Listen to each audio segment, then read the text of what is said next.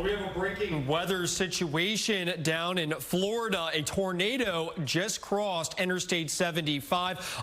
Joe Lorenz just sent me this photo just moments ago.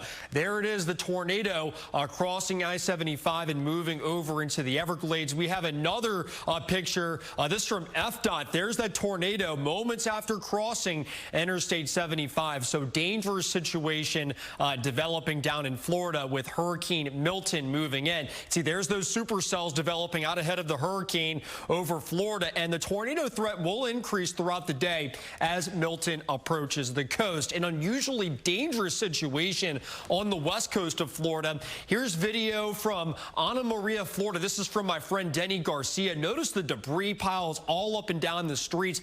This is from Hurricane Helene just a week and a half ago. A lot of this debris has not been cleaned up, and this will become flying projectiles tonight when this hurricane makes landfall. So here's the latest information. 155-mile-per-hour winds. Milton, an extremely dangerous Category 4 hurricane. Over the past several hours, the satellite appearance has degraded a bit, so some good news there. I think shear is starting to affect the hurricane a little bit, and that will cause some weakening. But either way, it's too late. The storm surge is going to push into the coast tonight, and this is a very similar situation to what we saw with Hurricane Rita and Hurricane Katrina back in 2005 when the hurricane peaked well before landfall. Either way, here comes the hurricane. Let's zoom into the eye. Notice over the past couple of hours, the smaller eye is degraded a bit, but a new larger eye is developing. This is an eye wall replacement cycle, and what's going to end up happening is Milton will become a much larger hurricane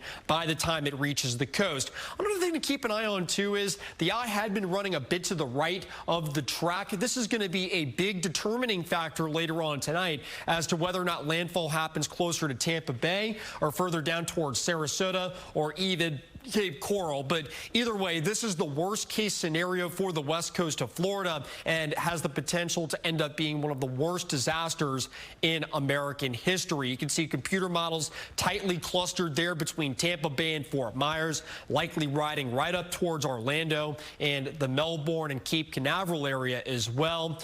Hurricane Center track in tight agreement with that, with a Category 4 landfall later on tonight on the west coast of Florida.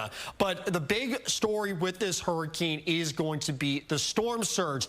10 to 15 feet of surge expected between Tampa Bay and Fort Myers. Devastating storm surge expected along the west coast of Florida.